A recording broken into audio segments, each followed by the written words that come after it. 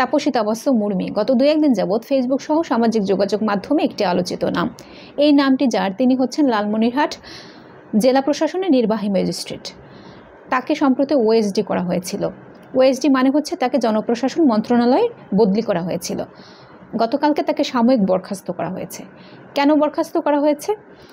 তার কারণ হচ্ছে যে তিনি তার ফেসবুক আইডিতে অন্তর্বর্তীকালীন সরকারের প্রধান উপদেষ্টা ডক্টর মোহাম্মদ ইউনূসকে নিয়ে একটি পোস্ট করেছেন। পোস্টটি তিনি কি করেছেন? তিনি লিখেছেন যে সাংবিধানিক ভিত্তিহীন অন্তর্বর্তী সরকারের প্রধান উপদেষ্টা বলেছেন রিসেট বাটনে পুশ করা হয়েছে, অতীত মুছে গেছে। রিসেট বাটনে ক্লিক করে দেশের সব অতীত ইতিহাস মুছে ফেলেছেন তিনি। এতই সহজ, কাউন্টডাউন শুরু হয়ে গেছে আপনার মহাশয়। এটা হচ্ছে তিনি লিখেছেন ডক্টর মোহাম্মদ ইউনূসের ওই যে রিসেট বাটনে প্রেস করে অতীত মুছে ফেলার একটা ব্যাপার নিয়ে। তো এখানে ডক্টর মোহাম্মদ ইউনূস তিনি আসলে পজিটিভলি কথাটি বলেছিলেন, এ কথা অনেকেই জানেন, অনেকেই না, বেশিরভাগ মানুষ সেটা মনে করেন। কিন্তু এই যে তাপসী তাবাসসুম নির্বাহী ম্যাজিস্ট্রেট, তিনি সেটাকে উল্টো মিনিং করেছেন।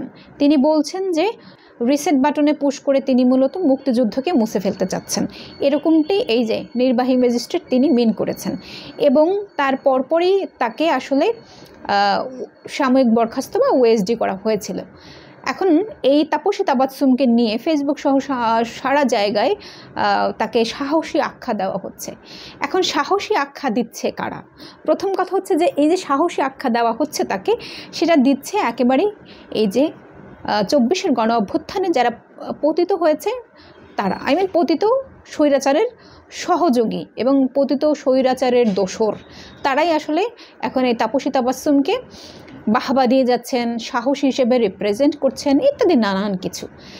এখন ঘটনা হচ্ছে যে এই তাপসী তাবাসসুম শুধুমাত্র অন্তর্বর্তীকালীন সরকারকে নিয়ে মন্তব্য করেননি। অন্তর্বর্তীকালীন সরকারকে নিয়ে মন্তব্য করার ফলে সেটা আইনগতভাবেই সরকার অ্যাকশনে যেতে পারেন এবং হয়তো সেটাই করেছেন। কিন্তু আরও ব্যাপার যেটা, সেটা হচ্ছে যে তিনি 24-এর গণ অভ্যুত্থানের শহীদ আবু সাঈদকে নিয়ে মন্তব্য করেছেন একটি অত্যন্ত ন্যাক্কারজনকভাবে। তিনি বলেছেন যে আবু সাঈদ নাকি সন্ত্রাসী, আবু সাঈদকে সন্ত্রাসী আখ্যা দেওয়া হয়েছে। তো তার মানে হচ্ছে যে এই যে তাপসী তাবাসসুম তিনি আওয়ামী লীগের একেবারেই একনিষ্ঠ দোসর এবং সেটা তিনি নিজেই প্রমাণ করেছেন। আওয়ামী লীগের মতো একটি স্বৈরাচারী, একটি গণহত্যাকারী দলকে যারা এই মুহূর্তে সে সাপোর্ট করতে পারে, তারা দেশ ও জনগণের শত্রু। এবং এই যে তাপসী তাবাসসুম আসলে নিজেকে দেশ ও জনগণের শত্রু হিসেবে প্রেজেন্ট করেছেন, ফলে তাকে এখান থেকে ওএসডি করা হয়েছে, এখন সাময়িক বরখাস্ত করা হয়েছে। এটা নিয়ে এত কান্নাকাটির কিছু নেই। যারা কান্নাকাটি করেছেন বা করছেন তারাও এই আওয়ামী লীগের এই গণহত্যাকারীদের দোসর। সুতরাং ছাত্র শ্রমিক জনতার গণ অভ্যুত্থানের পরে যখন এই আওয়ামী লীগের দোসরদেরকে নানানভাবে এখান থেকে কাটছাট করা হচ্ছে, ঠিক তখনই এই নির্বাহী ম্যাজিস্ট্রেট যখন আবার এই 24-এর গণ অভ্যুত্থানের শহীদদেরকে নিয়ে বিতর্কিত মন্তব্য করছেন এবং ডক্টর মোহাম্মদ ইউনূসকে নিয়ে বিতর্কিত মন্তব্য করছেন, তার মানে নিজের পরিচয় তিনি নিজেই দিচ্ছেন। এখন সেটা যদি সাহসিকতার পরিচয় হয় তাহলে তার সাহস হিসেবে সেটাকে প্রেজেন্ট করতেই পারে আওয়ামী লীগ। কিন্তু ঘটনা হচ্ছে যে তারা সাহসী আখ্যা দিলেই জনগণ সেটাকে সাহস হিসেবে অ্যাকসেপ্ট করবে, ব্যাপারটা তো সেরকম নয়। বরং জনগণ তাদেরকে গণহত্যাকারীর দোসর হিসেবে চিহ্নিত করবে এবং যেটা অলরেডি করা হয়েছে, যেটা অলরেডি করেছে।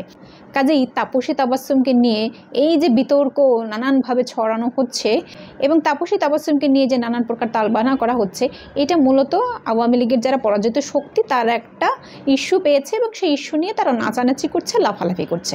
কিন্তু এই নাচানাচি আর লাফালাফির ফল যে খুব একটা ভালো হয় না, জনগণ যে সেটাকে অ্যাকসেপ্ট করে না, সেটা অলরেডি জনগণ প্রমাণ করেছে। জনগণ বলেছে যে এই ধরনের আওয়ামী লীগের দোসর যারা গণহত্যায় সহযোগিতা করেছে, যে কোনোভাবেই হোক না কেন, ফলে তাদেরকে জনগণ দায়িত্বশীল কোনো পদে দেখতে চান না এবং সেই কারণেই তাকে আসলে এখান থেকে ওএসডি করা হয়েছে কিংবা এখন সাময়িক বরখাস্ত করা হচ্ছে বা হয়েছে। তো এই নিয়ে এখন মায়াকান্নার কিছুই নেই। আওয়ামী লীগের এরকম যারা দোসর রয়েছে তাদের এর থেকেও ভয়ঙ্কর শাস্তি হওয়ার কথা এবং সেটা নিশ্চয়ই আইনগতভাবে প্রমাণিত হলে সেই শাস্তি তারা পাবেন এবং সেই শাস্তি আসলে তাদের জন্য বরাদ্দই। ছাত্র শ্রমিক জনতার গণ অভ্যুত্থানে যত মানুষ এখানে শহীদ হয়েছে তাদেরকে নিয়ে যদি কেউ বিতর্কিত মন্তব্য করে, তাহলে ওই মুক্তিযুদ্ধের সময় শহীদদেরকে নিয়ে যারা বিতর্কিত মন্তব্য করেছিলেন তাদেরকে রাজাকার হিসেবে আখ্যায়িত করা হয়েছে। ঠিক 24-এর গণ অভ্যুত্থানেও যারা শহীদদেরকে নিয়ে বিতর্কিত মন্তব্য করবে তাদেরকেও আসলে এই সময়কারের রাজাকারের উপাধিতেই ভূষিত করা হবে। সুতরাং শুধুমাত্র সেটাই নয়, রাজাকাররা যেরকম শাস্তি পেয়েছিল, এখন এই 24-এর গণ অভ্যুত্থানে মানে 24-এর সময়ে যারা নব্য রাজাকার তাদেরকেও শাস্তির আওতায় নিয়ে আসা হবে এবং এটা খুবই স্বাভাবিক।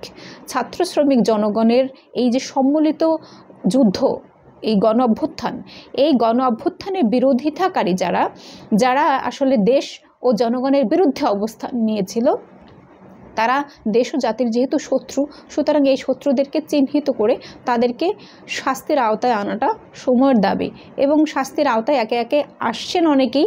এবং এই যে যারা নিজেদেরকে প্রেজেন্ট করে সাহসিকতার ভূমিকায় নিজেদেরকে মানে উপনীত করছেন, তো তারা এরকম করতে থাকুন। আমরাও চাই যে নিজেদেরকে এরকমভাবে রিপ্রেজেন্ট করুন, তাহলে আমাদের চিহ্নিত করতে খুব সুবিধা হয় যে কারা আসলে আমাদেরকে, আমাদের ছাত্র শ্রমিক জনতাকে হত্যায় মদত জুগিয়েছে কিংবা গোপনে গোপনে সহযোগিতা করেছে। ফলে এই ধরনের জনশত্রুদেরকে রাষ্ট্রের কোনো দায়িত্বশীল পদে রাখা জনগণের জন্য হুমকি স্বরূপ। ফলে জনগণকে এই ভূমিকা নিতেই হবে যে এই ধরনের স্বৈরাচারের দোসর, গণহত্যাকারীদের দোসরদেরকে তার ওই পেশাগত জায়গা থেকে যেরকম বরখাস্ত করতে হবে, ঠিক একই রকমভাবে তাদেরকে মানে তারা যে আসলে এখানে মদত জুগিয়েছে সেটার আইনগতভাবেও তাদের আসলে এখানে শাস্তির ব্যবস্থা করতে হবে। আর যারা এটা নিয়ে মায়াকান্না করছেন তাদের জন্য এক বালতি সমবেদনা। আপনারাও একে একে নিজের খোলস ছেড়ে বেরিয়ে আসুন এবং আপনারা সকলে এই কুৎসিত সাহসিকতার পরিচয়টা দেন। আমরা আপনাদের চেহারাটা একটু চিনে রাখি, যদিও অনেকের চেহারা চিনি, কিন্তু তারপরেও এই ধরনের চেহারাগুলো, এই কুৎসিত চেহারাগুলো আরও পরিষ্কারভাবে সামনে আসুক এবং দেশ ও জনগণের আরও ঘৃণা তারা কুড়াক। আপনাদের সকলকে অসংখ্য ধন্যবাদ।